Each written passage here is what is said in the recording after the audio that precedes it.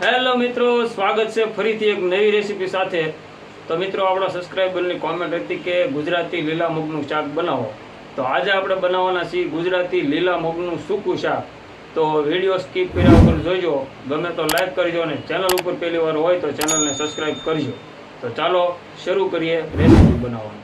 તો મગનું શાક બનાવવા માટે આપણે અહીંયા 5 કલાક પહેલાં મગને પલાળી લીધા છે। પછી આપણે લીલા મરચાં ખાંડી લીધા છે, આ આદુ લસણ ખાંડી લીધું છે, કોથમીર કાપી લીધી છે, અને આ લીધો છે મીઠો લીમડો, અને આમાંથી આપણે લઈશું મસાલો। તો સૌથી પહેલાં આપણે મગને બાફી લઈશું।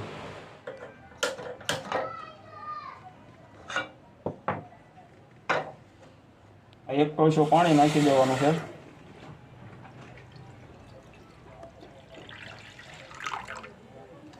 પાણી ગરમ થઈ જાય પછી આપણે આમાં મીઠું નાખશું અને પછી મગ નાખશું। તો મિત્રો, પાણી ગરમ થઈ ગયું છે। હવે આપણે આમાં પહેલાં મીઠું નાખી દઈશું। આ નાની ચમચી છે એટલે 2 ચમચી નાખશું મીઠું।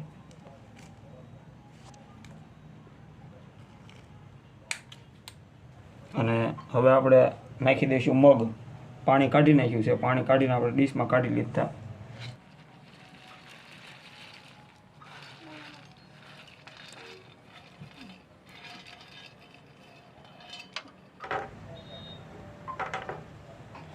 તો હવે આને આપણે છે ને 5 મિનિટ માટે 5 થી 7 મિનિટ ઢાંકીને રાખશું, પાકવા દઈશું। પાણીમાં પલાળ્યા હતા એટલે બફાતા વાર નહીં લાગે।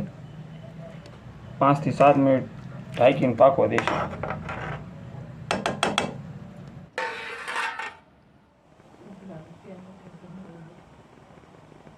તો મિત્રો, 8 મિનિટ થઈ ગઈ છે। હવે આપણે ખોલી જોઈ લઈએ મગ પાકી ગયા કે।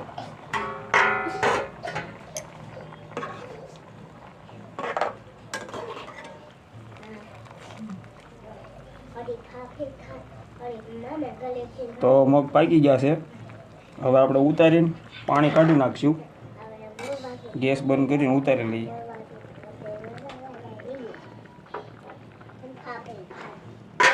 તો આપણે મગમાંથી પાણી કાઢી લીધું છે અને મગને ડીશમાં લઈ લીધા છે। તો હવે આપણે વઘાર કરીશું। તો આપણે તવો મૂકી દીધો છે, એમાં નાખશું તેલ। તેલ આમાં આપણે હવે ઓછું લઈશું।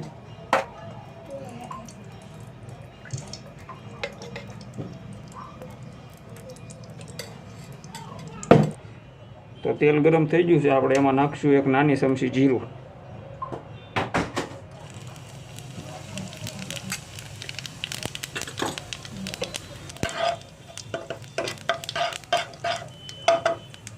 હવે આપણે આમાં નાખી દઈશું આદુ લસણની પેસ્ટ, જે ખાંડેલી રાખી છે ને એ।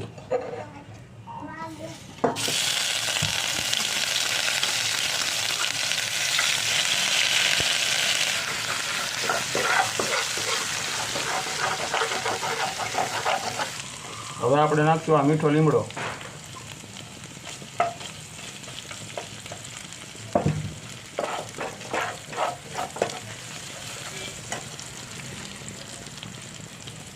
ખાંડેલા લીલા મરચાં નાખી દઈશું।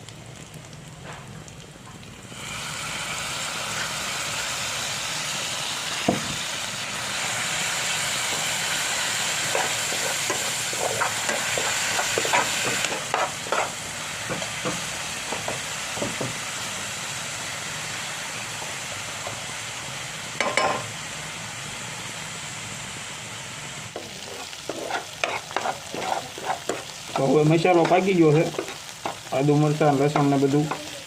હવે આપણે આમાં કોથમીર નાખી દઈશું।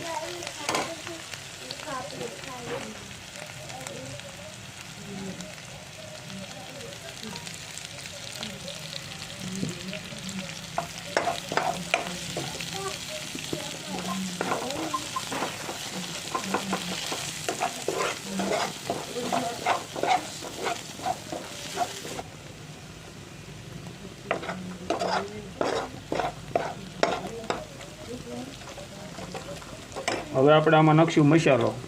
પહેલાં નાખશું અડધી ચમચી હળદર, મોટી 1 ચમચી ધાણા જીરું, અને મોટી 1 ચમચી લાલ મરચું। મીઠું આપણે છેલ્લે નાખશું, કારણ કે મીઠું આપણે બાફવામાં નાખ્યું હતું એટલે. હવે પહેલાં આપણે આ મિક્સ કરી લઈએ.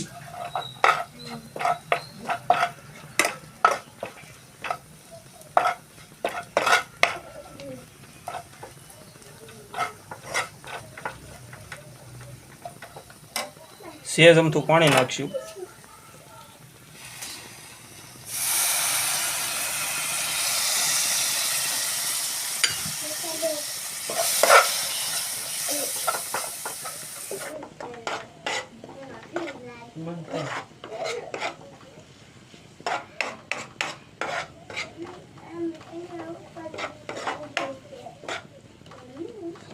તો હવે આપણો મસાલો બધો તેલમાં પાકી ગયો છે. મસાલામાંથી તેલ છૂટું પડી ગયું છે. તો હવે આપણે આ બાફેલા મગ નાખી દઈશું.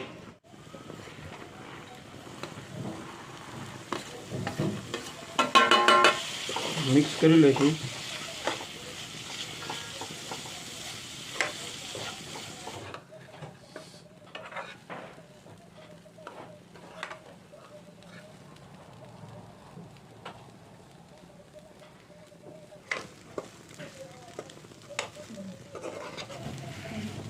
આ મિક્સ થઈ ગયું છે. હવે આપણે 1 મિનિટ ઢાંકી દઈશું. તો 1 મિનિટ થઈ ગઈ છે. આપણે ખોલીને જોઈ લઈએ.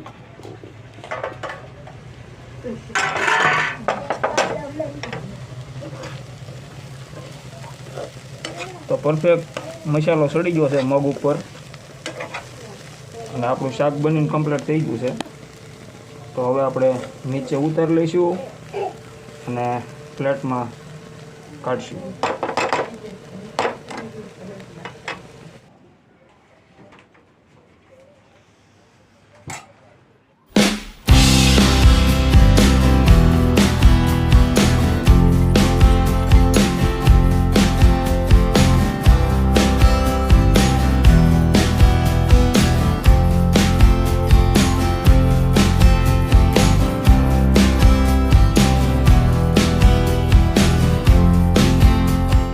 મિત્રો તૈયાર છે આપણું ગુજરાતી લીલા મગનું કોરું શાક.